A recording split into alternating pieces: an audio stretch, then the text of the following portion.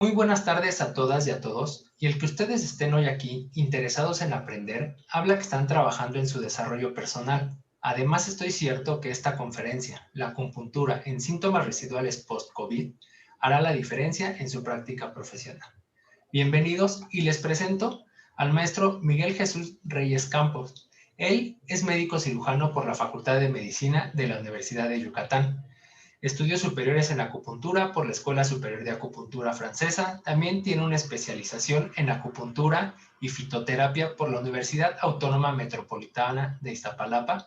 Maestría en tecnología educativa en la Universidad Da Vinci, consolidada en el Programa Nacional de Posgrados de Calidad del Consejo Nacional de Ciencia y Tecnología, el CONACYT. Es representante de la FES Iztacala en la elaboración de anteproyectos de la norma para la práctica de la acupuntura humana, la Secretaría de Salud de 1998, y en la actualización de la NOM para la práctica de la acupuntura humana en 2012. Se desempeñó como profesor titular de la especialización en acupuntura y fitoterapia en la Universidad Autónoma Metropolitana Campus Iztapalapa. También es coordinador y ponente en cursos de formación y actualización sobre la temática en diversas instituciones educativas. Es responsable de la enseñanza de la acupuntura energética y del consultorio de acupuntura en la FES Iztacala UNAM desde 1987. Tiene su consulta privada con una experiencia clínica de 38 años. Es autor de libros y artículos que abordan la acupuntura. Muchas gracias, maestro, y le cedo la palabra. Muchas gracias, Armando, y bienvenidos todos. Y yo espero que esta plática eh, les resulte de interés por varias situaciones. La primera fundamentalmente, sabemos que en una plática de esta naturaleza y con el tiempo que tenemos disponible, no es posible generar un conocimiento vasto, pero independientemente de que haya un contexto informativo en este tipo de actividades, tengo la costumbre generalmente de intentar que a los interesados en el tema, que en este caso me corresponde a mí darles, les quede una visión formativa. El contexto formativo no se da exclusivamente por asistir a un aula o tomar un curso durante largo tiempo, sino que una idea, independientemente de la manera en que esté establecida, pueda ser llevada a la práctica, ya sea de tipo conceptual o a la práctica materializada de un conocimiento. Cuando hablamos de una práctica conceptual, me refiero a la racionalización del conocimiento, y que además esta racionalización no se convierta solamente en un acervo más en nuestro bagaje de conocimiento, sino en algo que permita modificar nuestro criterio y nuestra capacidad de decisiones. La toma de decisiones, sobre todo en esta época, es fundamental, y no es necesario llevar a cabo un asunto práctico eminentemente.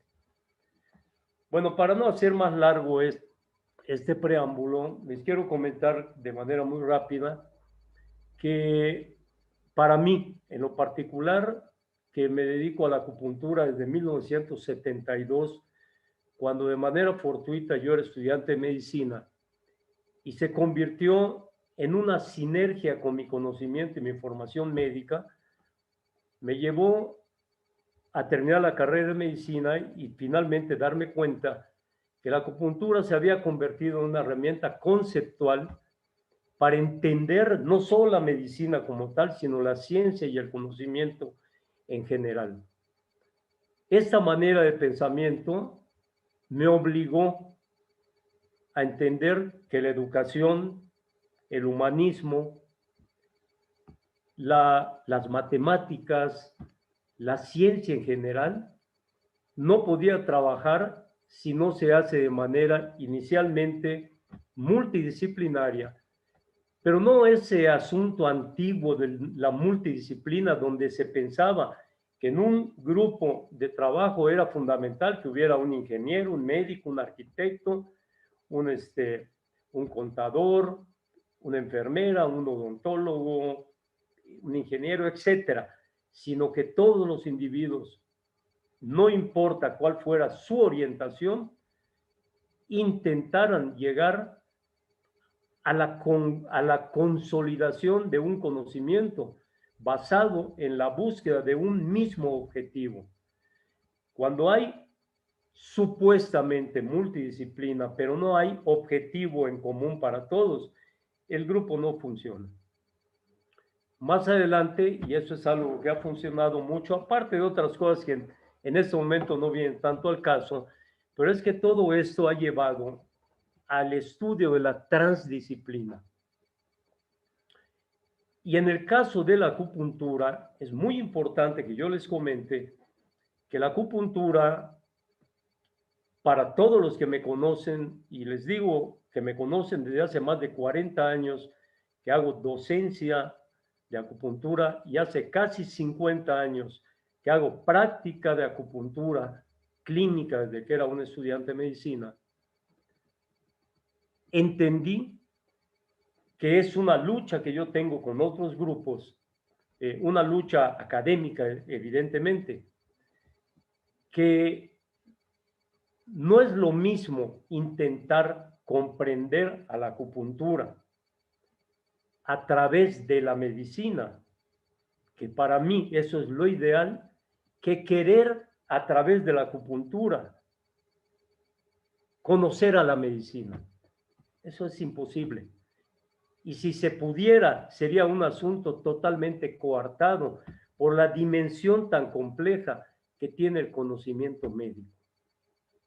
Y lo digo humildemente porque nosotros, los médicos y todos los que se dedican al área de la salud, en el área que les corresponda, en la psicología, en la enfermería, en la rehabilitación, etcétera, en la misma acupuntura, tenemos una responsabilidad que es la vida humana.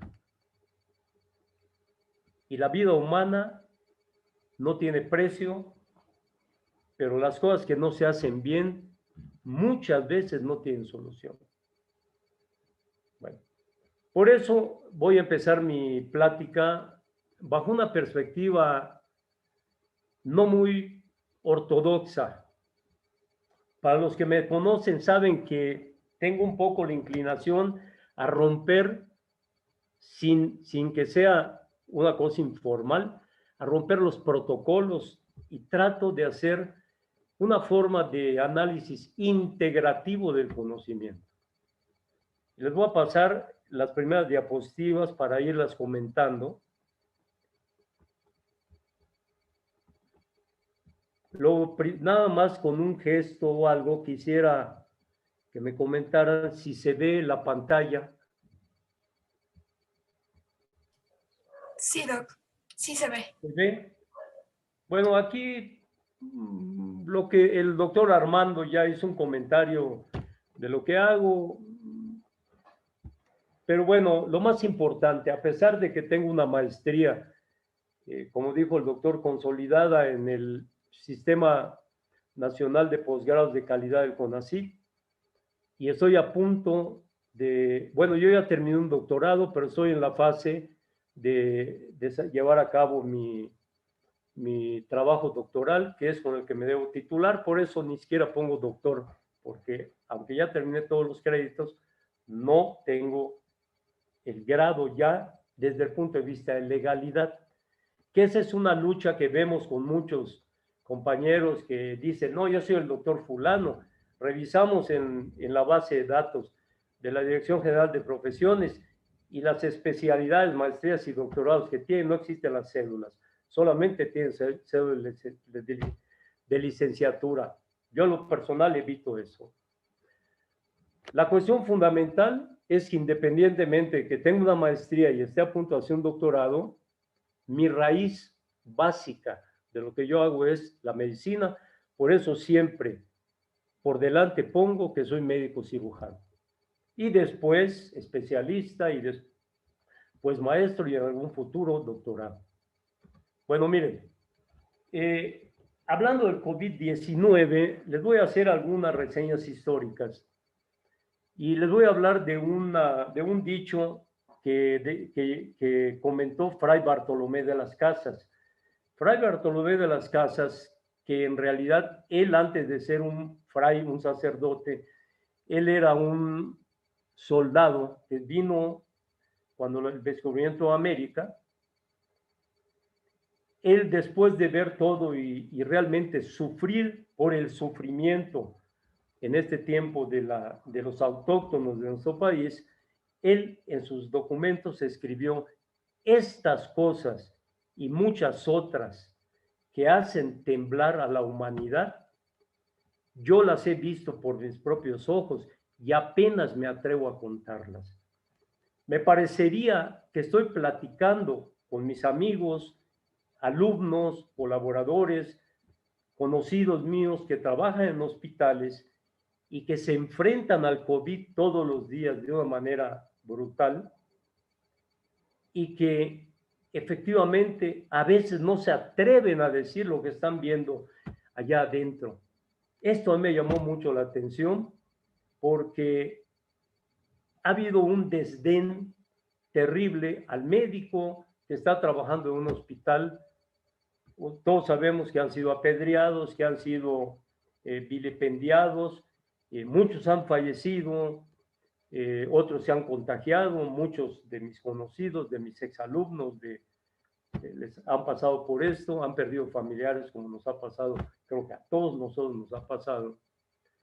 Y como dice la canción de Alfredo Zitarrosa, para los que alguna vez lo hayan escuchado, es de una época muy atrás, decía su canción: murió mi padre y yo estaba ausente. Y a muchos nos ha pasado eso, porque llegó el COVID y destrozó muchas cosas. Bueno, en ese tiempo la misión de Fray Bartolomé fue regresarse a España, hacerse sacerdote y regresar para poder ser aceptado por la élite, que en aquel tiempo manejaba el equivalente actual de la silla eléctrica, que en ese tiempo era la espada. Y con la espada, pues, se mataba al que se tenía que matar o asesinar. Y ese hombre, o el sacerdote, sin clasismo que caracterizaba a los grupos dominantes, se enroló con los franciscanos para manejar los problemas realmente sociales y humanos por los que estaba pasando la población. No podemos olvidar que dentro de todo este organismo, donde también estuvo otro tipo de sacerdotes, estaban los jesuitas, pero ellos, a pesar de sus tareas, sabemos que los jesuitas, no solo en otras partes del mundo, en China, se interesaban más por el debate, la defensa política de la iglesia, la obtención de conocimiento, no de destrucción de cuestión de cosas, sino conocimiento. Y los capuchinos, que eran los ortodoxos de la iglesia, donde había que llevar las cosas al pie de la letra. Hablamos también de que esto podría ser, desde luego que no es el origen, porque mucho más atrás en la historia se pueden ver muchas cosas, pero por ejemplo, hablando de nuestro país, en cuestión de masacres y pestes, cuando desembarcan los colonizadores en 492 en El Salvador, cuando ya estaban desesperados, lo primero que bajan fueron las ratas europeas, y ahí empiezan las grandes epidemias, la peste, las enfermedades, que además sabemos como antecedente que en Europa las grandes epidemias de peste requerían finalmente la quema de los cadáveres. En este momento que vivimos, no solo en nuestro país, sino en todo el mundo, una necesidad para todo individuo que fallece por el COVID es la cremación. Y entonces la historia se vuelve a encontrar en algún momento de una manera diferente, pero equivalente. Recordemos, como analogías epidémicas, la novela de García Márquez, El amor en los tiempos del cólera, donde una ley obligaba a que todos los que navegaban por el río Orinoco y se descubría que tenían la posibilidad, fíjense, la posibilidad de haber cólera, les levantaban una bandera y los ponían en cuarentena, lo cual correspondería tal vez a lo que ahora se llama la sana distancia o lo que epidemiológicamente se conoce como la barrera sanitaria. En esa película o en esa novela, Florencio a su amada se la lleva en un lanchón, pone una bandera y como todo el mundo se asusta y no lo dejan bajar, pasa 40 días de romance con su amada en el mar sin que nadie los moleste. Pero también podríamos hablar que en Yucatán, entre el siglo XVI y XVII, en la época de un guerrero maya, que era Jacinto Canec, ya la palabra Jacinto, el nombre, ya era un nombre más relacionado con la hibridación entre españoles y mayas, pero Canec es un apellido maya. En esa época, todos los partidarios de Jacinto Canec, que eran maltratados por los hacendados yucatecos, empezaron a defecar en los pozos de agua de los hacendados y empezaron a ver lo que yo consideraría de manera chusca tal vez o simbólica, las primeras, que a lo mejor en otras épocas también ocurrió, las guerras epidemiológicas. ¿A través de qué? De la contaminación del agua por los desechos fecales. Y así empezaron a mantener y a controlar el maltrato que les hacían los hacendados. Es una cosa curiosa, se podría hablar, de ahí se desarrolla lo que más adelante se llamó un libro muy famoso y una etapa muy sangrienta en la historia de Yucatán que se llamó la Guerra de Castas. Pero bueno, eso no es un comentario simplemente. Bueno, en el caso del COVID, hay una respuesta que es la inmunitaria y esto nos lleva a parámetros tal como se los planteo aquí en la diapositiva. Lo más importante es el diagnóstico. ¿Por qué? Porque una patología que no tiene diagnóstico no tiene una congruencia terapéutica. Pero aún así, si no tenemos un diagnóstico y un tratamiento congruente, lo más importante no lo vamos a poder consolidar, que es el pronóstico. Porque a veces hacemos un diagnóstico y el diagnóstico, por inexperiencia, por falta de conocimiento, por el desconocimiento de la entidad patógena que nos aflige, no tenemos a ver las herramientas suficientes para afrontarlas. Esto es lo que ocurre con una patología como el SARS o como el COVID-19, que en los primeros años, bueno, en los primeros meses del año antepasado, se decía, no, es que los médicos no saben ni de qué se trata porque ahora se descubrió que no sabían, porque ahora hay problemas trombóticos. Bueno, eso es algo que se descubrió con el trabajo mancomunado de muchos médicos y ahí es donde entra la hermana de la medicina, una hermana que vive en otro lugar, que se llama la estadística. En medicina, los médicos, cuando hacemos un procedimiento terapéutico, decimos, es que yo en mi consultorio hago esto. Bueno, tú lo haces, pero ¿qué hace el vecino? ¿Qué hace el otro colega? Ah, pues fíjate que hizo lo mismo. Y ahí es donde se van dando las series de casos que empiezan a darle al conocimiento una congruencia para tener un sentido terapéutico. Por eso, el diagnóstico es fundamental. Ahora, hasta la fecha, los tratamientos con fármacos, antiinflamatorios, inmunodepresores, se han usado y se siguen usando porque ha habido respuesta clínica Y les quiero decir algo que es muy importante, sobre todo para los que en este caso no sean médicos. La medicina nunca demuestra nada. La medicina clínica solamente verifica. Y la verificación no es una demostración. Por eso, cuando nosotros requerimos demostrar, debemos llevar la medicina a la investigación y también debemos llevar la medicina a la comprobación permanente. ¿Por qué? Porque la medicina clínica convencional es empírica. Requerimos de elementos científicos para darle una orientación diagnóstica. Por eso a muchos médicos, cuando yo les digo que la medicina tal cual no es científica, les da temblorina. Pero en realidad no es así. La medicina es un cúmulo empírico de experiencia, pero además no olvidar que el empirismo es una forma del método científico.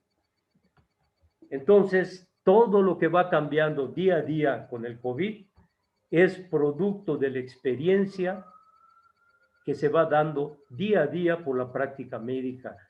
Entonces, no podemos culpar a un médico de haber utilizado un medicamento el día de ayer que hoy ya no es aceptable, siempre y cuando no se hagan las cosas con negligencia. Bueno, realmente les tengo que hablar un poco de ello como una idea, pero no es el objetivo de la plática. Pero lo importante en el COVID es que la respuesta inflamatoria es muy elevada porque hay una serie de liberaciones de sustancias, citoquinas, proteínas C reactiva, que son elementos que se asocian a la inflamación, pero una inflamación sistémica de todo el organismo. Es exactamente lo mismo que le ocurre a una computadora o a un teléfono celular cuando se calienta demasiado. Empieza a haber una distorsión de su intercomunicación profunda, de sus interfaces. El cuerpo es un sistema que funciona de manera diferente. Por eso, cuando hay fiebre, a veces hay delirio, pérdida de la conciencia, confusión mental, etc. Lógicamente, no es lo mismo que se caliente el motor de un coche a que se caliente el cerebro por una hipertermia terrible, ¿no? Bueno, es interesante que independientemente de que hasta este momento el antiinflamatorio es fundamental, hay muchos procedimientos terapéuticos que se van aunando a la lucha por esta patología, sobre todo cuando está en fase grave, donde el paciente está hospitalizado y donde vienen una serie de problemas que hablaremos un poco más adelante, y tendremos que irlas aceptando, como pasa con la aceptación del uso de anticoagulantes, que antes no eran prácticamente usados como medicamentos de primera línea. Ahora, se sabe que existen varios tipos de COVID que están relacionados todos con inflamación, que están relacionados con reacciones químicas internas, inhibiciones de citoquinas, y que muchos medicamentos pueden tener un efecto adicional, por ejemplo, como la colchicina, que es un medicamento que se usa para la gota, pero puede tener efectos antiinflamatorios. Hace algunos años se entendió que podría servir para lesiones tendinosas en deportistas que habían tenido, por ejemplo, un esguince de tobillo, del pie, etc. Y mejoran bastante, pero eso no significa que sean la panacea. Hay muchas cosas que se van a ir integrando mientras más pronto se conozca el espectro real de la patología.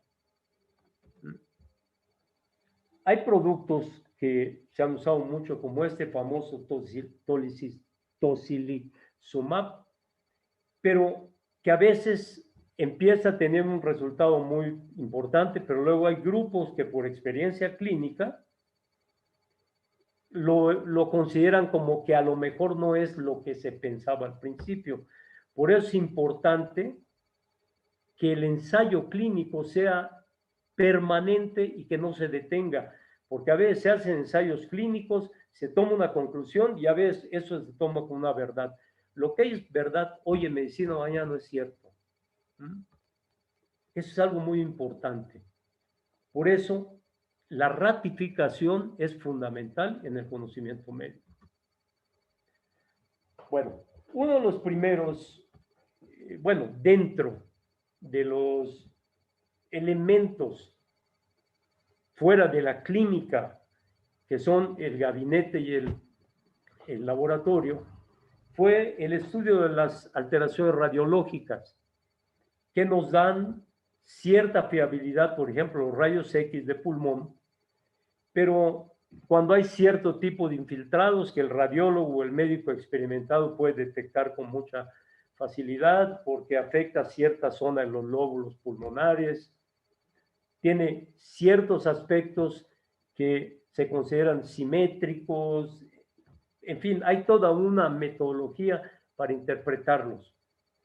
Pero se ha considerado que la tomografía axial computarizada es la que realmente da imágenes mucho más contundentes porque por su capacidad de resolución y el avance que tiene del manejo de todo lo que es el estudio radiológico, puede detectar ciertas lesiones que en una radiografía convencional pasarían desapercibidas.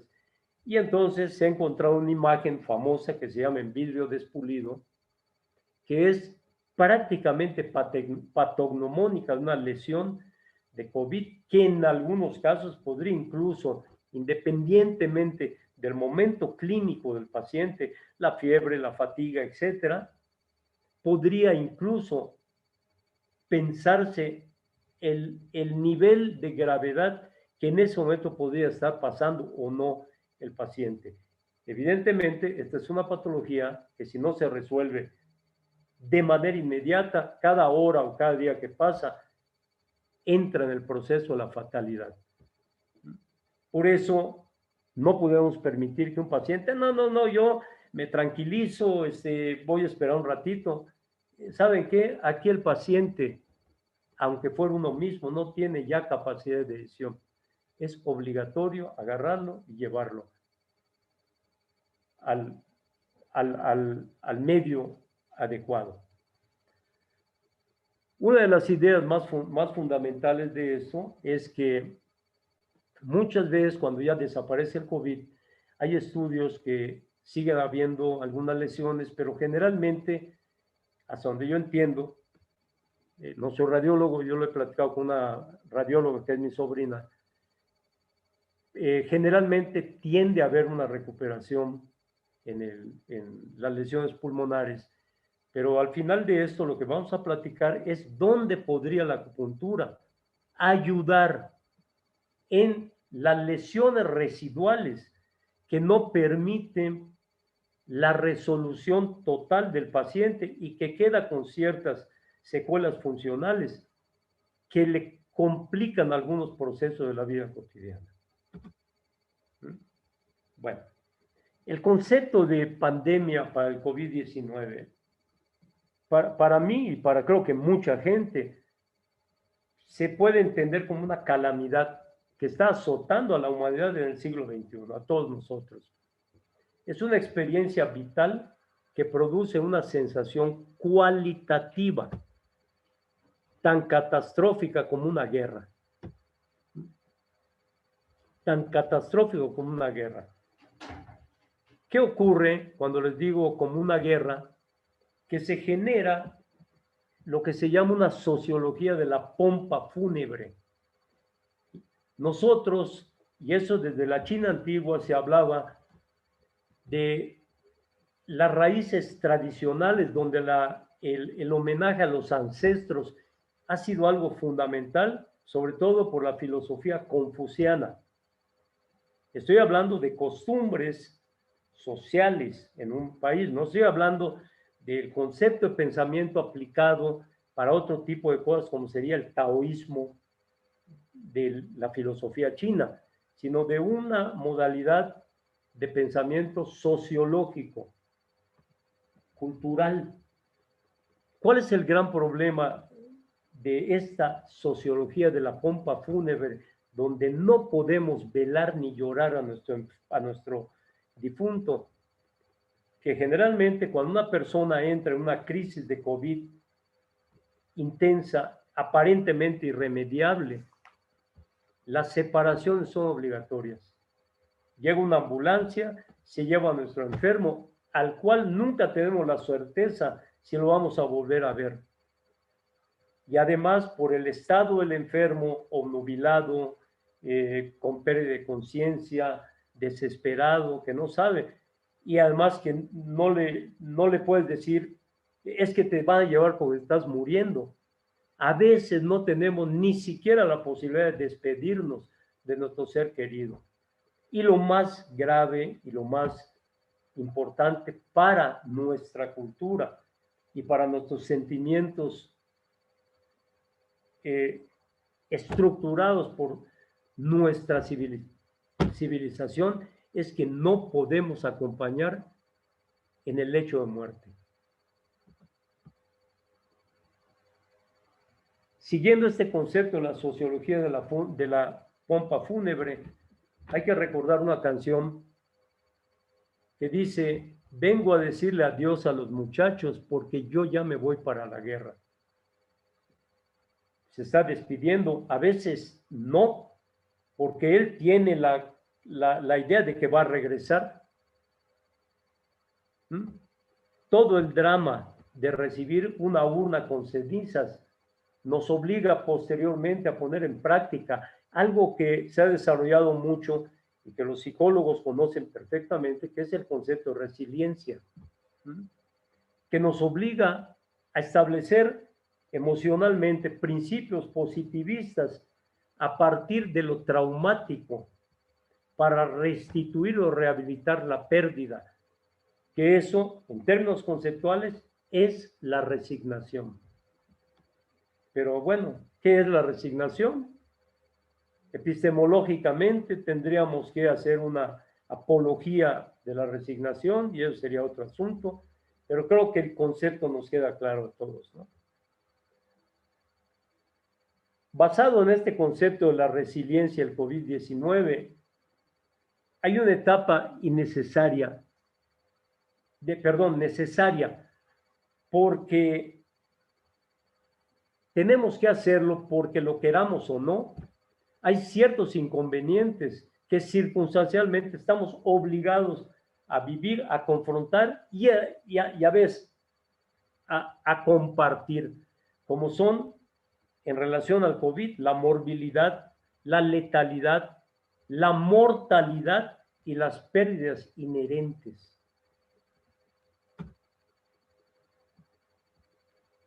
De ahí que esto es a lo que nos va a llevar nuestra plática final.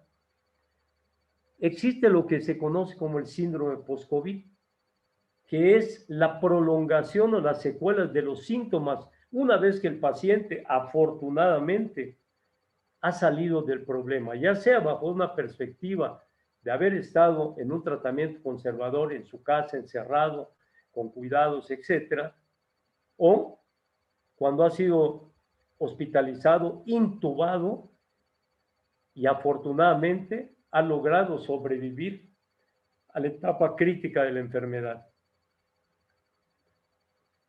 Cuando decimos sintomatología post-COVID, es muy importante señalar que el COVID ya no existe. Para los que son médicos o para los que hacen cuestiones de implicaciones en la salud, les quedará muy claro lo siguiente. El paciente que llega a 6 meses, doctor, tengo un dolor muy fuerte aquí, el herpes me está matando. El herpes ya no existe, el herpes ya desapareció. Ese es un virus que desaparece. Lo que el paciente tiene es una neuralgia postherpética, que esa es una secuela terrible porque hay pacientes que la pueden tener semanas, meses o años y rara vez permanentemente. Algo parecido podríamos hablar de las secuelas post-COVID. El COVID ya no está ahí. Eso no quiere decir que el paciente no se pueda volver a infectar. Eso hay que tener la claridad, ¿no? Pero muchos resuelven las resuelve las secuelas, otros no.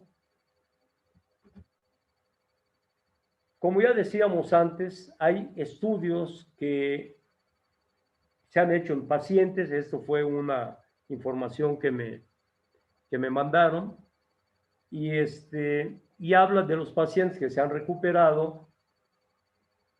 Los síntomas más comunes que se han encontrado son fatiga y debilidad muscular, problemas para dormir, ansiedad o depresión y trastornos de la función pulmonar, que a veces, aunque se les haga tomografía y no se detecte una lesión pulmonar persistente, llegan a quedar procesos reactivos, pacientes que tienen sensibilidad al frío, dificultad al esfuerzo mínimo o mediano, bueno, generalmente mediano, un poco grande para cosas que antes hacían normalmente, y ahí es donde probablemente la acupuntura se puede convertir en un auxiliar complementario de la medicina. Quien piensa que la acupuntura resuelve todo, es como quien piensa que la medicina resuelve todo. La única enfermedad que se puede curar, o lo único que cura todo y que no necesita de compañía, lo único que cura todo es la muerte. Con la muerte se acaba todo. Pero en vida, la medicina, la psicología, la medicina alternativa, la acupuntura, la homeopatía, tienen cada una su lugar. No pueden ocupar el lugar que no les corresponde. Y por eso, ¿qué es lo que se estudia? Los famosos test actuales de calidad de vida. Y también alguna persistencia de síntomas como dolores articulares, dolor de cabeza, dolor de pecho, palpitaciones, falta de aire, que está relacionado con lo que comentamos hace un rato. Y que, nuevamente repito, para que quede claro, no es el COVID, son los síntomas residuales del COVID cuando ese ya desapareció.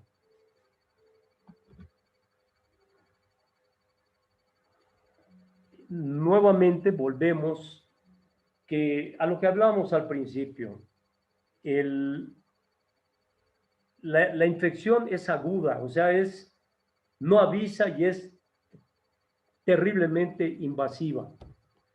Afecta de manera sistémica, aunque tiene predilección sobre órganos blancos directos inmediatos, como sería el aparato respiratorio, aunque muchos dicen, no, es que tuve problemas con el olfato. Bueno, el olfato es en la nariz donde empieza el aparato respiratorio. Es que tengo problemas emocionales y tengo cambios de memoria. No olvidar que hay dos prolongaciones del cerebro hacia afuera. Uno es el nervio olfatorio y el otro es el nervio óptico. Entonces, a través de la nariz y a través del ojo, si hay una infección, prácticamente ya entramos a la antesala del cerebro, del sistema nervioso. Por eso es muy fácil que haya sintomatología neurológica cuando hay una afectación nasal o cuando hay una afectación ocular. Y lógicamente por el gusto también podría ser. Por eso hay trastornos del olfato y del gusto. Aquí, esta es una forma de seguimiento post-COVID donde hay que hacer algunos estudios posteriores para ver cómo está ¿cómo se llama? La carga de anticuerpos, ver si no hay alguna lesión residual, apoyo emocional y psicológico, rehabilitaciones mecánicas o funcionales, como sería la pulmonar, cardíaca, neurológica, ¿no? Lo que hemos hablado hace un momento, no es en este momento lo más importante desplayarse en ese proceso porque no es la inducción de esta plática. Y aquí volvemos a determinar que es un problema de una infección aguda, hay que hacer un buen diagnóstico y de tomar la determinación de qué es lo que requiere nuestro paciente. Hablando de etapas epidemiológicas y clínicas, es de suma importancia evaluar tres aspectos que son en la actualidad fundamentales: la prevención, que es la barrera sanitaria, el aislamiento, quédate en casa, sana distancia y la mascarilla. Hay algunos acuerdos y desacuerdos, eso es lo de menos. Son discusiones, como decía mi maestro Musat, discusiones peregrinas. A veces una situación, mientras se define si es lo mejor o no es lo mejor, hay que ver el lado protector y listo, y se acaba uno de discusiones que no valen la pena y que sí llevan al individuo a un asunto. Diagnóstico y tratamiento, segunda etapa fundamental, cuando el paciente se infectó porque no hubo otro remedio, conservador y hospitalario. Y luego lo que venga. Y la rehabilitación, es de suma importancia asumir que en algunos casos ciertos pacientes tendrán secuelas o efectos residuales. ¿Por qué digo ciertos casos? Porque hay pacientes que pasan la etapa crítica y tienen una rehabilitación. ¿A qué se debe esto? A lo que llamaban los franceses el terreno de cada individuo. Puede ser. Hay cosas que son conceptuales, no se saben con mucha claridad por qué a alguien sí y al otro no. Por eso, rehabilitación del tipo que sea es fundamental. Y en este caso es donde veremos dónde se inserta la acupuntura. Querer tratar pacientes de COVID con acupuntura de manera inmediata es un error. ¿Por qué? Porque la fase de movilización patológica que existe en el interior del cuerpo, el proceso disfuncional es tan rápido que no da tiempo a nada. Primero. Segundo, la alta tasa de contagio al que está uno expuesto. Y además, un paciente que llega a un consultorio médico, a una tienda, a un súper, y tiene fiebre, nadie lo quiere aceptar. No es que, ¿qué tal si tiene COVID? Y hay hospitales, no es que aquí no es hospital COVID. Y lo más importante, si es una clínica privada, a nosotros en la familia nos pasó, hay que entrarle mínimo con 150,000 pesos, que la mayoría no tiene. Y en los lugares públicos, a veces no hay cupo. Pero bueno, esos son discusiones de otra naturaleza que no viene al caso abordar en este momento, pero sí comentarles.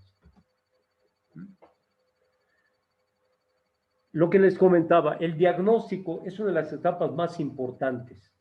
¿Por qué? Porque permite definir el procedimiento terapéutico y el abordaje médico-clínico. La vacilación clínica puede hacer que la enfermedad se complique. Y no olvidar que el tratamiento que se usa actualmente, aunque me digan que ayer salió el último modelo, mañana puede salir otro, así que sigue en discusión el procedimiento terapéutico. ¿Qué vamos a hacer los médicos o los no médicos que de alguna manera están involucrados en esto? Enfermeras, rehabilitadores, etcétera, camilleros, están obligados ¿a qué? A tener el cuidado fundamental porque hay cosas que todavía están fuera de tono. ¿Por qué es muy importante el diagnóstico? Porque el error más grande es curar a ciegas. Y a muchos nos ha pasado. Y a muchos les sigue pasando. Eso hay que evitar. En el caso de las vacunas, como yo lo entiendo, hay muchas discusiones, yo no voy a discutir esto con nadie, ni siquiera es un asunto personal de que yo me vacuno o no me vacuno, es un asunto que me permite, mi experiencia de 50 años en la medicina, me permite hacer esta aseveración, pero hay genetistas, inmunólogos, internistas, investigadores que incluso ellos todavía no saben muchas cosas, menos nosotros. Entonces los médicos tenemos que regirnos por lo que se llamó el ojo clínico antiguo, que no es más que el sentido común. ¿Por qué? Porque estamos con la vida humana. La vacuna en este momento es el frente de batalla que acompaña a la prevención, aunque se encontrará en el camino infinidad de francotiradores, que son los llamados antivacunas. No es mi problema. Mi problema es con mis pacientes y con mis alumnos, y lógicamente pues habrá quien le interese lo que digo y habrá quien diga, Miguel Reyes está perdido en el espacio. No pasa nada. Aunque es una decisión personal no vacunarse, es la negación del fenómeno que se está viviendo. Como en la película Érase un país, Checoslovaquia.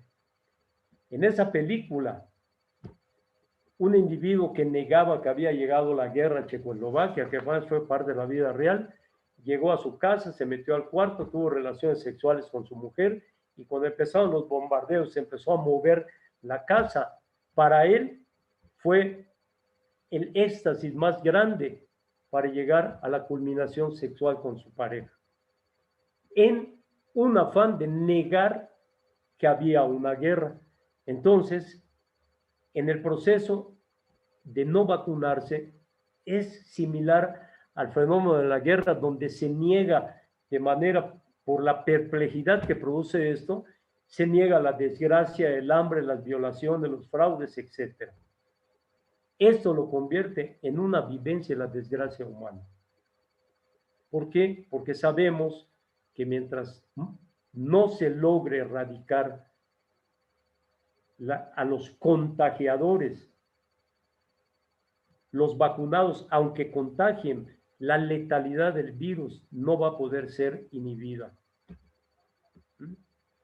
Ahora, entramos a la acupuntura. La primera consideración, que es la crítica que yo siempre he hecho en todos lados, hace muchos años que dejé de asistir a congresos de acupuntura. ¿Por qué? Porque es una discusión interminable de acupuntura tradicional que solamente va de un postulado a otro y no demuestra nada. Y por eso trabajo en la UNAM, donde el modelo está orientado a la congruencia, donde la especulación del pensamiento filosófico tradicional lo aterrizamos en una fenomenología que termina siendo racionalizable. Y en ese momento la acupuntura se convierte en una herramienta de la medicina. En la actualidad, en un gran segmento los que hacen acupuntura, no lo voy a meter al que le venga el saco, que se lo ponga. Ya me conocen, los que me conocen saben que se los puedo decir aquí o donde sea. La primera consideración es quitarle a la acupuntura la visión de ágora. El concepto de ágora se considera como un espacio abierto, pero en realidad es un grupo ideológico donde se combinan creencias esotéricas con el llamado gnosticismo histórico y una serie de creencias orientales que le dan un tono mágico al conocimiento que entra en este proceso de agorismo o de ágora. Por el contrario, para nosotros, sobre todo para los que estamos en la UNAM, podría decir que de manera intermedia en la UAM, aunque desgraciadamente ya se perdió esa visión, lo primordial es comprender a partir de la medicina a la acupuntura y no a través de la acupuntura querer practicar la medicina. Eso es algo en lo que he insistido. Alumnos que tuve hace más de 20 años, que algunos creo que estarán acá, que son los de la UNED, entenderán y además saben por qué siempre mi idea fundamental fue crear una escuela de medicina en la UNED, que desgraciadamente no concluyó. Pero bueno, esa es otra historia. Bueno, esto es lo que yo les puedo comentar acerca del asunto del COVID. Les voy a hacer un pequeño bosquejo para, de alguna manera, habrá muchas personas que no estoy seguro si saben o no acupuntura, entonces no se angustien si lo que van a ver no les queda claro, pero para los que conocen acupuntura les va a ilustrar algunas ideas. No sé si se ve la diapositiva. ¿Se ve, Yesenia? Sí, doctor. Ah, perfecto. Bueno, entonces, ¿qué podremos decir acá? Miren, uno de los asuntos fundamentales, vamos a empezar con el lado emocional. Por el lado emocional, uno de los graves problemas es la angustia. La angustia, porque la angustia es un miedo a lo desconocido, la angustia no tiene objeto. Un filósofo griego llamado Kierkegaard decía que la angustia no la sufren ni los ángeles ni las bestias. ¿Por qué? Porque los ángeles son suprahumanos y las bestias son infrahumanos. El único que sufre angustia es el ser humano, porque es humano. Y como es humano, tiene que vivir la angustia de encontrarse en un mundo que muchas veces no comprende. Hay muchos tipos de angustias que serían angustias, para los que conocen este pentágono, se llama la ley de los 5 movimientos. Aquí tiene unos numeritos que están codificados. Es un poco difícil explicarlo en este momento. Algunos lo entenderán, otros podrán acercarse, pero cada punto cardinal representa un momento termodinámico de la vida. Muchos dicen, no, es que ese punto, el que está aquí es la madera, aquí está el fuego, la tierra, el metal y el agua. Bueno, eso es la filosofía china, pero en términos de biofísica, de ciencia, de tecnología, cada punto llamado madera, fuego, tierra, metal y agua es un momento donde la energía llamada cinética y potencial están en oscilación constante y explican los cambios que ocurren en nuestro organismo. Es el equivalente a tener una olla de agua y de pronto ver que se va calentando, que va empezando a despedir vapor hasta que empieza a burbujear o hasta que se evapora totalmente. Esos son llamados estados termodinámicos que, si pudiéramos hacer una analogía, diríamos que hay un momento agua, madera, fuego, tierra y metal. ¿Qué es lo más importante de la acupuntura? No es aprenderse de memoria los puntos, el yin del yang y el yong y yu del yin. Eso déjenlo para los sinólogos.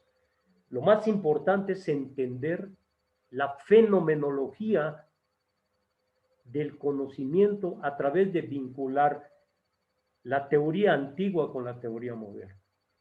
Bueno, entonces podremos hablar de varios tipos de angustias, angustias crónicas, angustias orgánicas, donde está el envejecimiento, cambios vasculares, angustias hormonales y reactivas, como es el caso de la menopausia, o las angustias reactivas, donde las angustias reactivas se asocian a fenómenos donde el paciente o el individuo ha pasado por fenómenos de estrés tan complejo que tiene una incapacidad de detener este desborde de la descarga de adrenalina que crea su estado de inseguridad.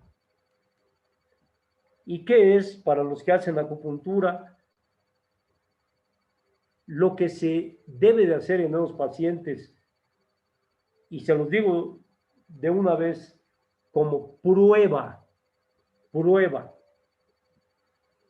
es utilizar puntos que tradicionalmente y en la práctica milenaria tienen efectos de resolución de las descargas adrenérgicas, pero que aquí no se trata de hacer acupuntura de boticario. ¿Cuál es la acupuntura de boticario? Yo tengo una enfermedad grave y voy a la farmacia y el que vende en la farmacia me dice, tómese esto, esto es mejor que lo que le dio su médico. O sea, es una vacilada. La acupuntura médica es una acupuntura que debe de compactar todas las posibilidades de la visión clínica, la que uno hace como médico y la que nos da la experiencia tradicional, pero no de puntito por puntito, como si estuviera yo pelando chícharos, sino la integración. Lo que ahora quieren llamar rimbombantemente y que todavía no lo han logrado hacer los grupos, aunque digan lo que digan, le llaman la medicina integrativa, que hasta este momento es solo una posibilidad. Entonces, puntos fundamentales para los que conozcan acupuntura: 1 de maestro de corazón, 6 de maestro de corazón, 17 de Renmai o de vasoconcepción y 34, 38 y 43 de vesícula biliar.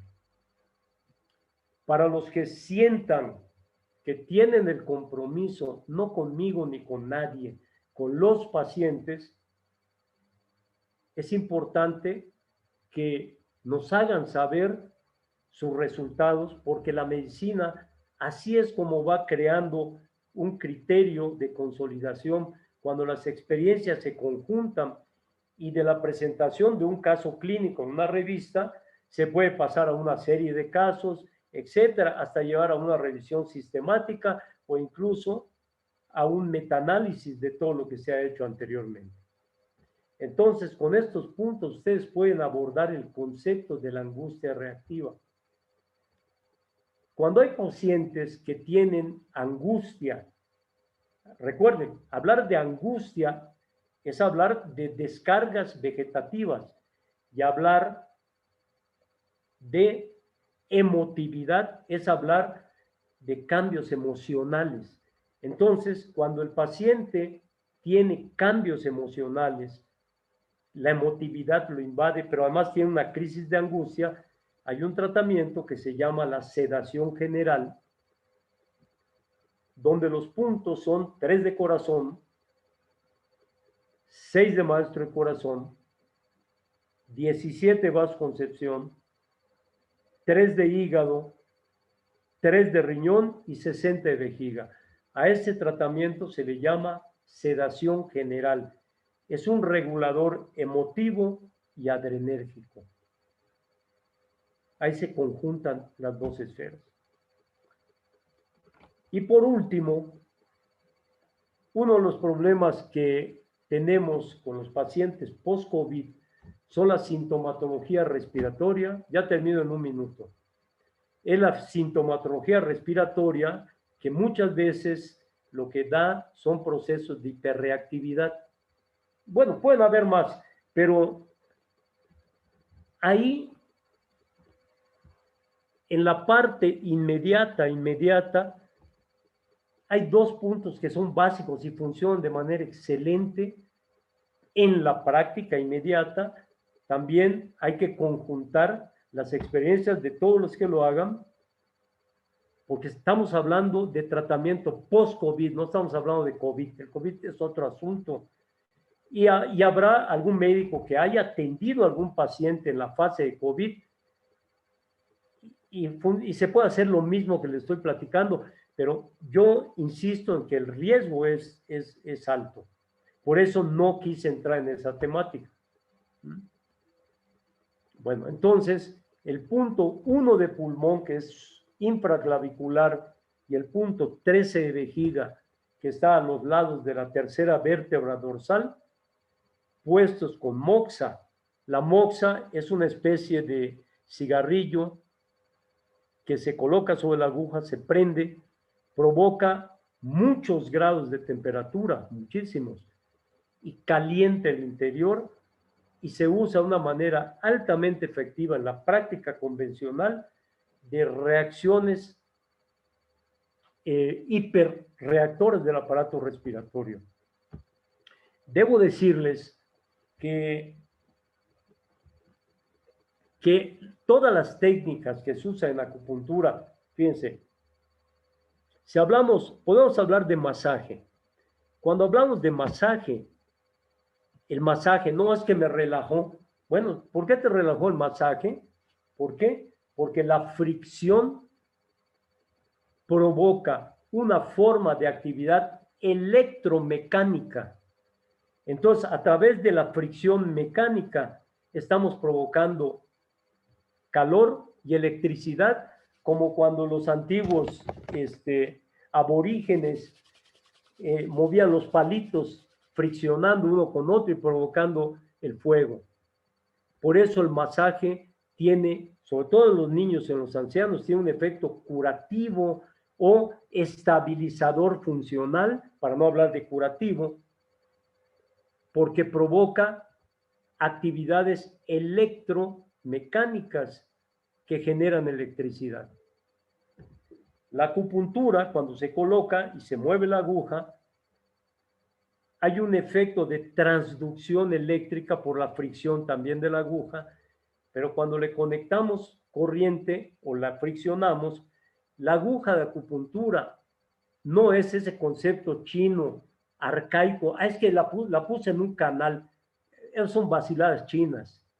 La ponemos en un espacio de separación, de clivage, en un espacio intersticial que está cargado de electrolitos y conduce corrientes electroiónicas.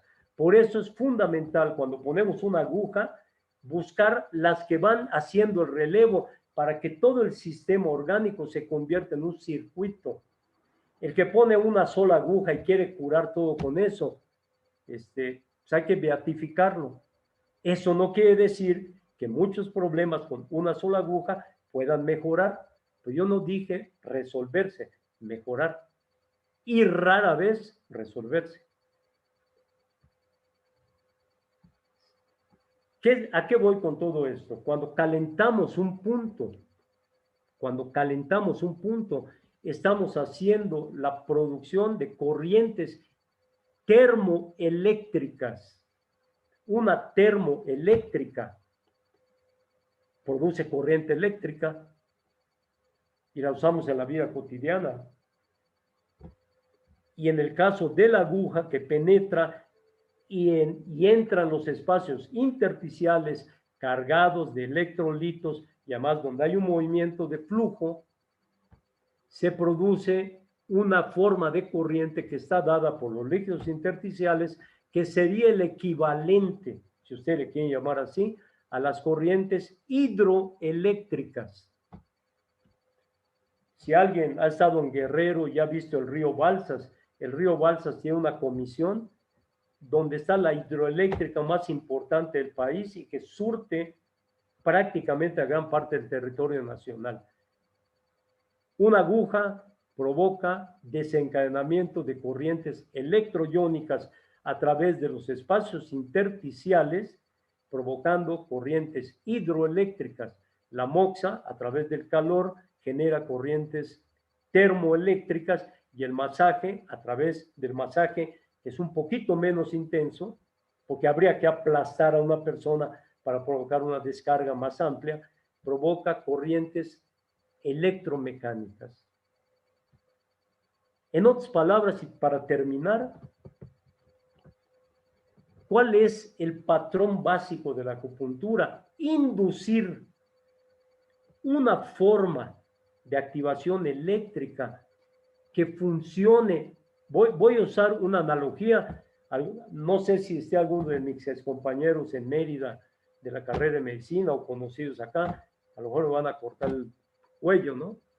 Pero es una forma de marcapaso que al inducir una reacción eléctrica tiende al fenómeno más importante de la acupuntura, la homeostatización.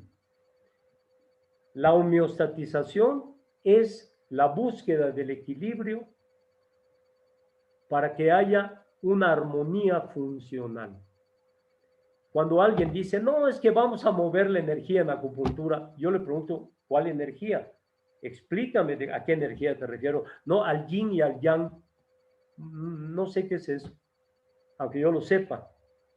En términos fisiológicos, hablar de yin y de yang es una alegoría que no lleva a nada. Hay que buscar la decodificación del simbolismo que permita que el conocimiento de la acupuntura se desmitifique, es decir, se le quite el mito y se desmistifique, se le quite lo místico.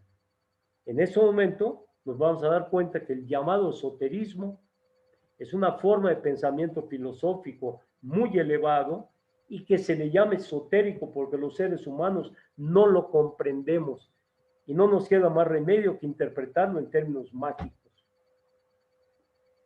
Bueno, yo sé que el tiempo me pasé 5 o 7 minutos, les pido una disculpa, pero como mensaje final, mi papel no es tratar de inundarlos de que si el COVID-19 tiene una molécula. Hay personas que tienen un conocimiento más profundo que yo en eso. A mí lo que más me interesa es, a partir de ciertos aspectos fenomenológicos, humanísticos, epistemológicos de la medicina y de la acupuntura, podemos insertar un modelo adicional complementario a la búsqueda de la recuperación de la salud, en este caso, en las secuelas post-COVID.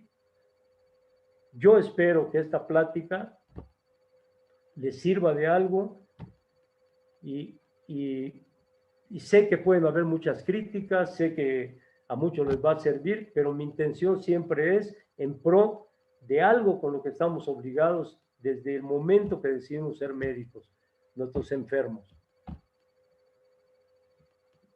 Debo decir que esta actividad no se puede hacer sin todo el respaldo que yo tengo del Departamento de Extensión Universitaria y Educación Continua de Iztacala. Y lo debo decir, me considero un hombre afortunado porque cuando llegué hace 40 años a México, prácticamente la UNAM me acogió en su seno y para mi sorpresa, donde duré muchos años perplejo, me permitieron y me han permitido hasta la fecha, cuando muchos de mis compañeros ya están jubilados, ya no quieren seguir con el desarrollo académico, me han permitido meter un área de conocimiento que no es tan fácil. Hay otros lugares donde se hace, pero les puedo asegurar que el conocimiento vinculado a la medicina lo van a encontrar en la UNAM. Fuera de la UNAM es de chile, de dulce y de manteca. Pues agradezco la atención y Jessy, no sé si hay preguntas o quieres comentar algo. Muchas gracias por la oportunidad. Sí, doctor, gracias. O Armando. Gracias, doctor. No se preocupe. Al contrario, no hay problema que se haya pasado unos 5 minutitos, no hay ningún problema. Al contrario, es un placer escucharlo y aprender de su experiencia y de sus conocimientos. Me voy a permitir leer algunas preguntas, Doc, por favor, para contestarlas. Entonces, esperemos que nos dé tiempo de leerlas todas y lo haremos en lo que podamos. Adelante. La primera dice, ¿cuál es el efecto de la acupuntura en los problemas pulmonares? Bueno, como les comentaba antes, el aparato respiratorio tiene una característica, como todos los órganos, el aparato respiratorio está regido por un sistema que físicamente se llamaría de acción y reacción. Quiere decir, si yo tengo una expansión pulmonar por introducción de aire, el efecto contrario y complementario es la expulsión de aire. Para eso se requiere la participación de un sistema que se llama el sistema neurovegetativo, donde uno de ellos permite la expansión del pulmón para introducir aire y el otro la contracción para expulsar el aire y hacer el intercambio entre oxígeno y dióxido de carbono. Pero el pulmón en realidad no es la respiración, el pulmón es la ventilación. Y en la parte interna, los capilares, que son los que hacen el intercambio de gases, llevan el oxígeno a las células o a los tejidos y expulsan los tóxicos de dióxido de carbono que vienen de los tejidos. Esa armonía simpático-parasimpático o adrenalina, acetilcolina o sistema de autorregulación de los pulmones, más 1000 cosas, es lo que se desfasa cuando el paciente está enfermo. Y la acupuntura, por eso hablé de homeostatización, la palabra homeostasis significa equilibrio. Y un cuerpo que no tiene homeostasis, les voy a poner un ejemplo. Alguien tiene que haber escuchado, hasta los que no sean médicos, que existe un pH y la sangre tiene un pH de 7.4 promedio. Si la sangre, el pH bajara a 7.38 o 35 o subiera a 7.45, el paciente caería muerto inmediatamente. ¿De qué estamos hablando? De que se rompió la capacidad de homeostatización o de sincronización del equilibrio funcional. La acupuntura, a través de las reacciones electroiónicas, como si fuera un marcapaso. Por eso utilicé un ejemplo que a lo mejor es burdo, pero probablemente va a ejemplificar, induce a que ese desfasamiento entre la contracción y relajación se estabilice. Y entonces mete en movimiento lo que se llaman los sistemas de autorregulación del cuerpo. ¿Cuáles son los sistemas de autorregulación del cuerpo? Pulmonares, digestivos, etcétera. Son aquellos que yo le puedo decir a una persona, levanta la mano y la levanta. ¿Por qué lo levantó? Porque le dio la gana, porque quiso. Pero si yo le digo, por $1,000,000 libres de impuestos, detén tu corazón un segundo, ni que quiera lo va a hacer. ¿Por qué? Porque el movimiento del corazón, el automatismo cardíaco, su nombre lo dice, es automático. Entonces, funciona por voluntad propia, o más bien funciona de manera involuntaria. Por eso, lo que nosotros le devolvemos a los pulmones a través de los estímulos electroquímicos provocados por la aguja es la recuperación de los fenómenos electroquímicos que inducen a la homeostatización. Eso es lo que yo le podría decir. Gracias, doctor. ¿Sirve la digitopuntura para manejo de pacientes en rehabilitación, por ejemplo, en cefaleas? Ya dijimos que la digitopuntura es un equivalente del masaje. Es un masaje mínimo porque toca un punto y lo masajea. La fricción por sí sola genera lo que se llama una corriente electrodinámica. O sea, es a través de la fricción que va a provocar calentamiento de la zona y finalmente un cierto estímulo eléctrico que va a ser capaz de resolver o minimizar algunos síntomas como cierto tipo de cefaleas banales. Por ejemplo, hay un tipo de cefalea que no es una migraña como tal, no es una jaqueca, no es una enfermedad de Horton, que son complicaciones de cefalea, sino hay una cefalea que se llama la cefalea recidivante común. Y este estímulo mínimo que, como ya dijimos, es capaz de producir una actividad eléctrica a través de una fricción, pueden minimizarlas, o en personas que son muy reactivas al estímulo eléctrico, se les puede prácticamente estabilizar y les desaparece. pero estamos hablando de una forma de abordaje sintomático. Es muy importante, no es lo mismo abordar sintomáticamente los estímulos de acupuntura por cualquier medio que ustedes quieran, a abordar una combinación de sistemas en acupuntura que induzcan al cuerpo a una homeostasis que en ocasiones lleve al aspecto curativo, por sí sola o a veces acompañado de una vinculación con otros medicamentos.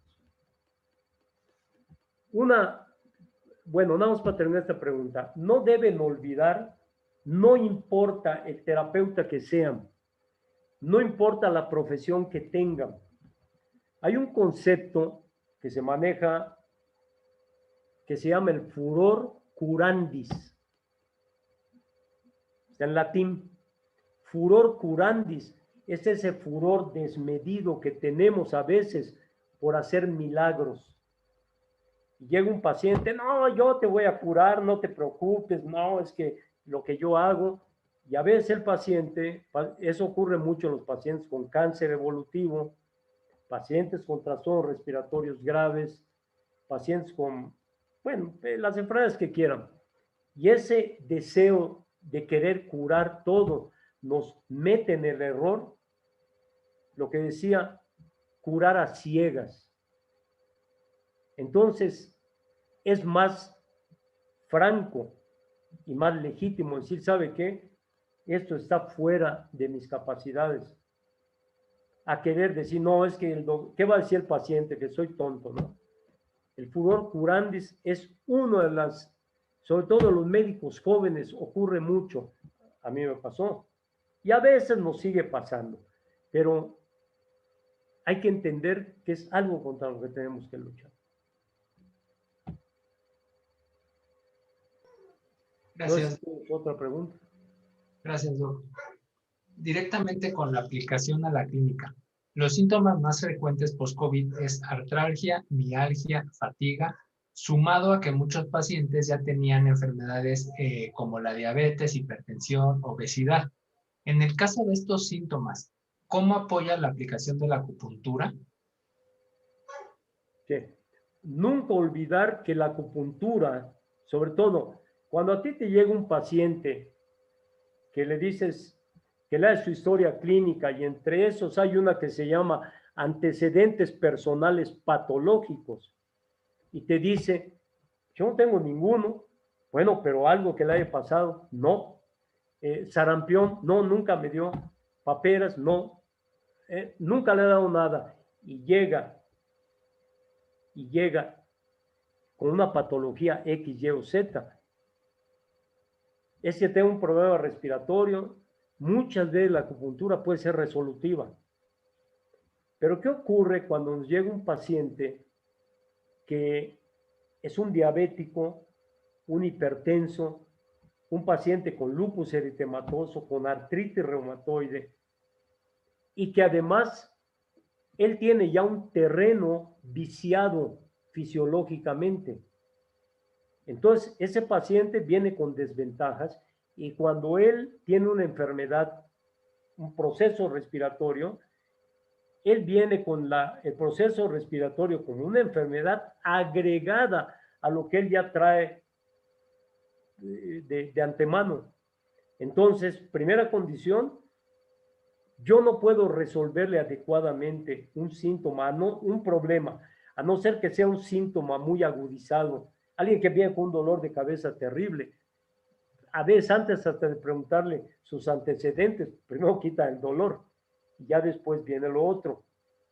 Pero un paciente que viene con un pequeño problema respiratorio y que te dice, doctor, es que esto no se me ha quitado, y tiene una diabetes totalmente inestable, una hipertensión inestable, lo que tú le hagas puede ser que operativamente sea correcto, pero tú estás trabajando en un organismo que está desorganizado. Es el equivalente a los pacientes. ¿Por qué dicen los grandes maestros? Musad, mi maestro, lo decía, nunca trates un cáncer en un proceso drástico de evolución. Espérate a que lo estabilicen, a no ser que tenga dolor. ¿Por qué? Porque las uniones celulares cancerosas se llaman uniones desmosómicas, donde las células se comunican eléctricamente, pero el problema es que las células están locas, están desorganizadas, y la información eléctrica que tú metas con la aguja es una información que va a ser aleatoria, no tenemos una idea muy clara qué va a pasar. En el caso de un paciente con una diabetes totalmente inestable, donde viene con un trastorno respiratorio, yo le puedo tratar su problema respiratorio sintomáticamente, pero mientras yo no lo estabilice metabólicamente, estamos viviendo una ilusión, aunque el paciente diga que se sintió mejor. Eso es a lo que yo sí llamaría medicina integrativa. O sea, no puedes olvidar, tú no puedes conocer la rama si no conoces la raíz. La raíz es básica. Por eso les decía, si tú ya tienes un diagnóstico, pero tu diagnóstico médico no te permite hacer un pronóstico, te quedaste atrapado como el perro en las dos tortas. Entonces, todo funciona porque la medicina, independientemente del tipo de, hasta una limpia si tú quieres, puede ser, digo, yo no las hago, definitivo, pero puede ser la que cierre el rompecabezas. Pero si no cierras el rompecabezas, la medicina está incompleta. Por eso, los médicos alópatas, que hemos sido los supuestamente protagonistas del conocimiento, muchos, desde hace muchos años, optamos por la necesidad de complementar nuestra práctica médica con otras variantes terapéuticas, pero siempre y cuando sean complementarias. Hay médicos, yo respeto la opinión de todos, yo te he dado la mía, que dicen que no, que la acupuntura o la homeopatía o esto pueden curar por sí solo. Yo te diría como médico, muchos me han dicho, es que tú defiendes a la medicina. Bueno, pues yo soy médico, no puedo hacer lo contrario. No, pero eres acupunturista. No, la acupuntura es un elemento más que uso en mi práctica médica. Mi propia formación no me permite pensar de otra manera, pero sí me permite entender que al paciente no lo podemos dejar desprotegido. Y hay que ser lo suficientemente humilde para decir, es que lo mío tiene un límite, necesito de algo más. Es mi respuesta. Muchas gracias, Doc. Tenemos una pregunta o comentarios que se está repitiendo mucho y nos dicen que si podría hacernos el favor de repetir los puntos de los 3 protocolos. Claro, el de angustia. 1 de maestro de corazón. 6 de maestro de corazón. 17 de vasoconcepción o Renmai. 34, 38 y 43 de vesícula biliar. Son nombres que se relacionan a la acupuntura. Eso sirve para tratar la angustia y hacer una estabilización entre el desbalance simpático-parasimpático. Es decir, el desequilibrio entre la producción de adrenalina y de acetilcolina, que son las sustancias que mantienen el equilibrio de la función orgánica involuntaria. ¿Sí? Que eso es lo que muchas veces la acupuntura induce para llegar al proceso fundamental de homeostatización. Y el otro, en el caso de la sintomatología reactiva respiratoria, hay 2 puntos para el tratamiento inmediato, sobre todo, por ejemplo, el individuo que tiene una tos así recurrente, cuando hay un cambio brusco de temperatura, cuando hay un poquito de frío, cuando oscurece, cuando toma agua. Ese tipo, cuando olfatea o huele, por ejemplo, cloro o algún detergente, ahí se usa el 1 de pulmón, que es infraclavicular, y el 13 de vejiga, que está a la altura de la tercera dorsal, la tercera vértebra. Esos dos puntos se colocan y se le pone un cigarrito que se llama moxa y se calienta. Ese calor estimula lo que es la vía simpático-parasimpático o la vía neurovegetativa de lo que se llaman las zonas metaméricas. Y entonces, dependiendo del nivel de organización, uno puede usar puntos hacia arriba o hacia abajo. Eso ya es criterio clínico, pero los que no lo puedan hacer de inmediato es el 1 de pulmón y el 13 de vejiga, que va a estabilizar esa sintomatología reactiva que vive moliendo a cualquiera que lo padezca. Ahora, ese tratamiento es para la introducción inmediata, pero si lo que yo quiero es, una vez resuelto el síntoma, ayudar a que el paciente que esté en fase de rehabilitación, fíjense, mejore su capacidad pulmonar, si el pronóstico del neumólogo dice que él sí se va a recuperar, que no tenga una fibrosis compleja, o a veces en pacientes que tienen un poco de EPOC, como enfermedad pulmonar obstructiva crónica, llega a mejorar. O lo más importante, los medicamentos funcionan mejor en el paciente. Yo creo que esa visión es más interesante. Entonces, se puede hacer un tratamiento un poquito más complejo, que está basado en un sistema que no todos los acupuntores conocen y que se llama el manejo de los meridianos curiosos. Bueno, el manejo de los meridianos curiosos, todo mundo habla de ellos, pero el manejo de los meridianos curiosos es una caja hermética donde para entrar al verdadero sistema de organización se requiere conocer códigos, como si estuvieras descifrando el código informático para entrar a una computadora que esté encriptada. Es muy fácil decir RENMAI, 7 de pulmón. Eso es, se los vuelvo a decir sin ningún afán ofensivo. Eso es lo primero. Los que me conocen saben que no soy así, aunque sí digo las cosas de plano. Es una acupuntura de botica. Entonces, si yo quiero trabajar sobre el sistema respiratorio, complementando lo que me estás preguntando, hay que poner primero el programa RENMAI, que sería el siguiente: 6 de riñón, 17 de vasoconcepción,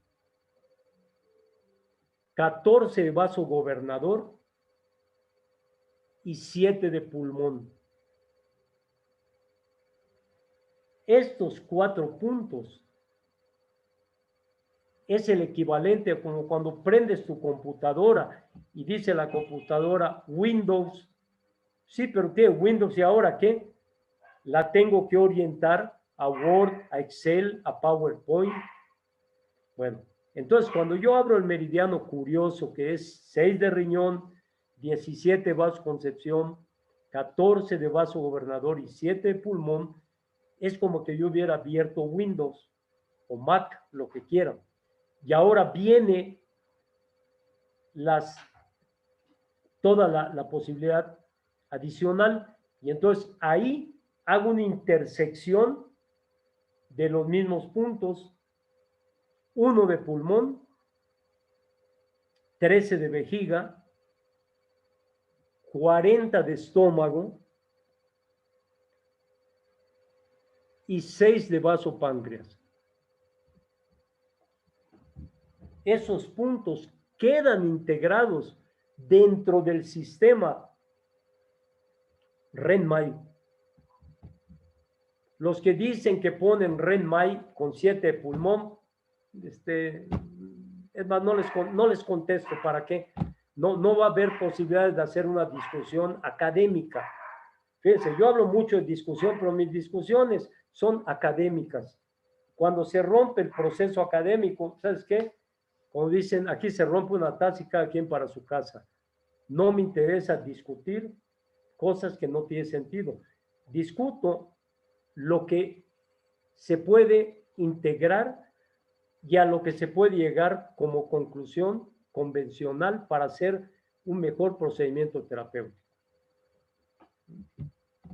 Bueno, ¿y cuál otra? Bueno, hay otro, ábreles, ¿no?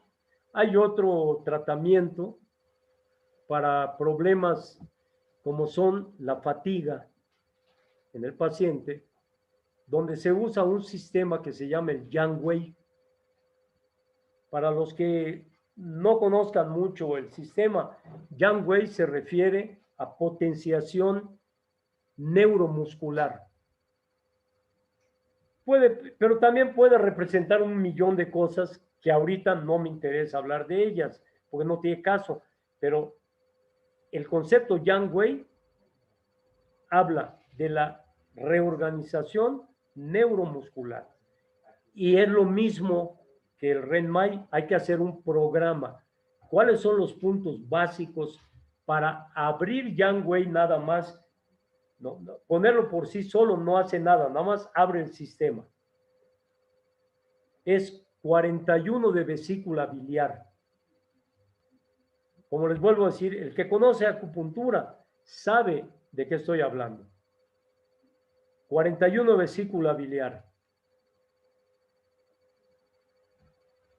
25 de estómago. 5 de triple recalentador o de Sanjiao. Ahí ya hicimos una apertura básica del Yang Wei. Estabilizador neuromuscular. Y después vienen los puntos de complementación, que serían 10 de intestino grueso, 21 de vesícula biliar,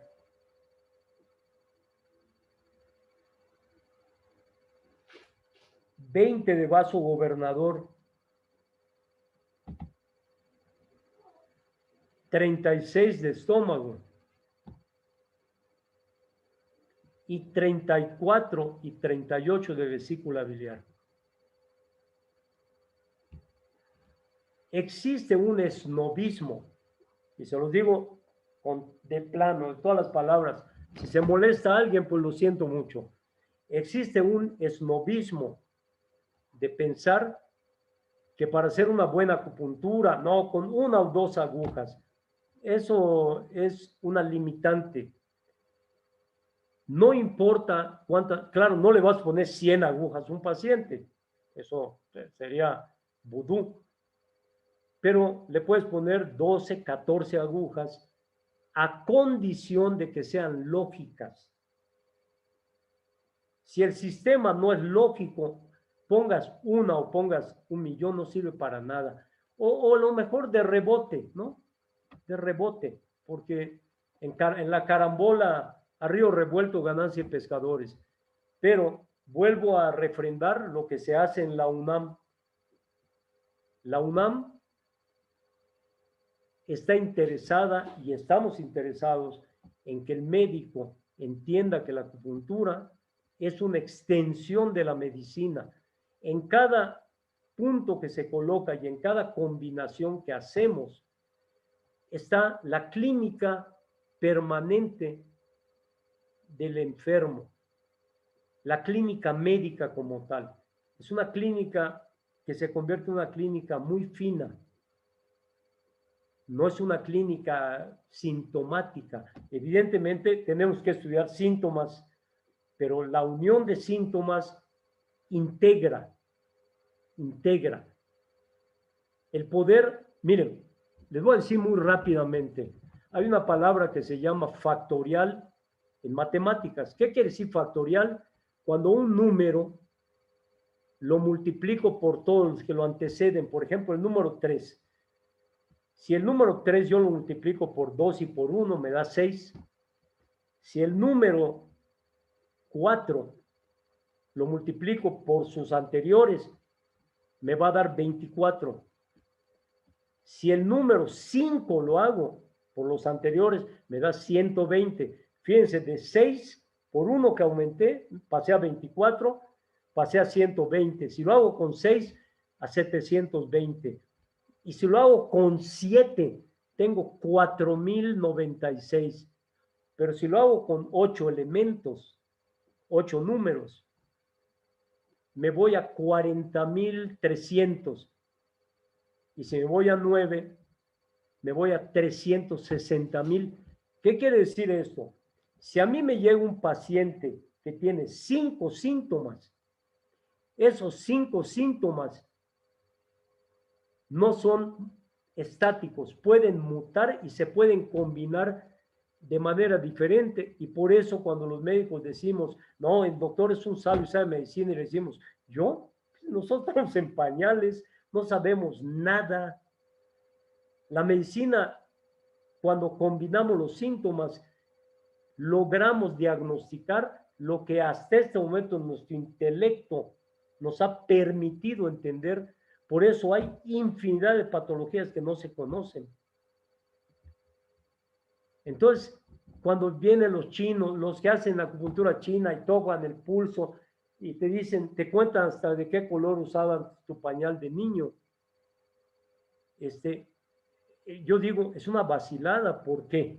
Te voy a explicar por qué. No es una crítica constructiva. 27 pulsos combinándolos entre ellos. Agarren una calculadora y multipliquen 27 factorial. No existe. No puedes entender cuántos números hay detrás de eso. Es imposible.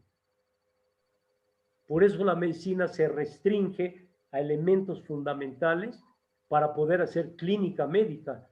Si no, la medicina ya hubiera desaparecido. Bueno, eso es lo que yo quería comentar. Doctor, muchas gracias. Ya nada más por último, una última pregunta. Las que quieran. Porque ya nos alcanzó el tiempo, pero nada más esta última. Sí. ¿Se puede combinar la acupuntura con la ozonoterapia? Todo se puede combinar. Volvemos a lo mismo. Hay muchas cosas que no puedo opinar de manera amplia porque no son las cosas a las que yo me dedico. Pero, ¿qué es lo más importante? Lo importante es definir qué parte del rompecabezas ocupa un procedimiento terapéutico, sea ozonoterapia, sea homeopatía, sea naturismo, sea una limpia, si tú quieres, aunque suene burdo, pero es una realidad. Y entonces podemos entender por qué pacientes que han tomado medicamentos, por ejemplo, para trastornos de perfusión venosa, cuando les ponen ozonoterapia, hasta donde yo sé, porque, como te digo, yo no me dedico a ello, y en lo personal no estoy interesado en hacer nada que no sea medicina y acupuntura. Lo demás, que lo hagan mis demás colegas o alumnos, todos tienen la capacidad para hacer lo suyo. Pero cuando hemos visto el proceso integrativo o asociativo de muchas terapéuticas, hemos visto cambios clínicos que no se veían con la medicina estrictamente convencional. También es importante definir el espectro de acción de cada procedimiento. O sea, si yo quiero usar acupuntura, les voy a contar una anécdota muy rápido. Yo fui a Torreón hace 40 años a atender a los pacientes de un amigo que se fue a Suecia o a Bulgaria. Y me dijo, necesito que veas 300 pacientes en un fin de semana y te quedas con todo el dinero. No, pues yo dije, encantado de la vida. Y cuando llegué, el 80% de los pacientes, les voy a poner nada más un caso, era un niño que llevaba a la mamá para tratamiento con acupuntura del pie plano. Lógicamente le dije, señora, ¿sabe qué? Discúlpeme, yo no tengo nada que hacer aquí. Yo ya había hecho mis planes en todo lo que iba a gastar mi lana. Y ¿sabes qué? No me interesa. Me di la vuelta y me fui. Y evidentemente el que era mi amigo, pues ya no lo dejó de ser por toda la vida. Porque yo le tuve que explicar a los pacientes por qué no los iba yo a atender. Entonces, cuando tú defines el perfil clínico de tu paciente con un buen diagnóstico, todos los tratamientos alternativos, no alternativos, complementarios, son de alta posibilidad terapéutica.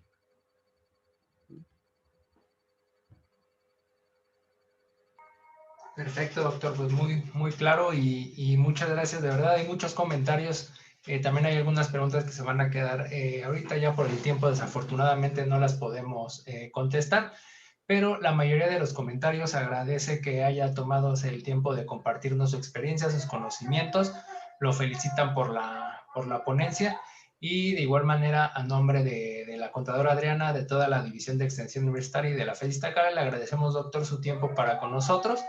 Y muchas gracias también a todos nuestros asistentes y participantes.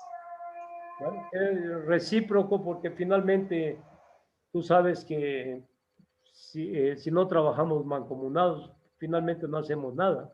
No puede llegar uno y decir, ya llegué. Bueno, ¿y qué? Necesitamos de todos para la cadena de trabajo que hemos hecho en Iztacala durante 35 años. Creo que todos los con los que he trabajado saben perfectamente que cada día se ha ido consolidando más. Y con ustedes todavía más, porque hemos pasado muchas décadas modificando patrones y rompiendo paradigmas, sobre todo Iztacala, que creo que esa es una de las fuerzas más intensas. Muchos dicen, es que Iztacala no tiene la especialidad de acupuntura. No, pero fíjate que lo que se enseña en Iztacala, ni siquiera en las especialidades que hay en el Poli y la UAM, lo pueden tener como se tiene aquí en la escuela. Y además todo llegará en su momento, nada llega antes ni después. Por el momento, ¿qué requerimos? Requerimos que el alumno que viene a Iztacala es un alumno que además del conocimiento básico tiene un perfeccionamiento que está por encima de la propia especialidad. Y eso los que me conocen saben que lo podemos confrontar y no tienen por dónde agarrarse. Entonces, pues yo les mando un abrazo a todos, les agradezco profundamente su interés y hay un dicho que dijo un abuelo de mi hija, y lo tengo que reconocer, que él dice, el maestro aparece cuando el alumno quiere. O sea, no me voy a... Él me lo dijo a mí, bueno, para mí él lo dijo. No sé si se lo fusiló por allá, pero bueno, creo que es de justicia reproducir lo que te dan los demás. Y ese es un dicho que para mí es interesante. Pues les mando un abrazo a todos y yo espero que no sea la última vez y estaremos en contacto muy pronto. Y cuídense y vacúnense los que se quieran vacunar y los que no quieran, pues ya les dije lo que yo pienso. Muchas gracias, doctor. Muchas gracias a todos nuestros participantes, a todos nuestros asistentes.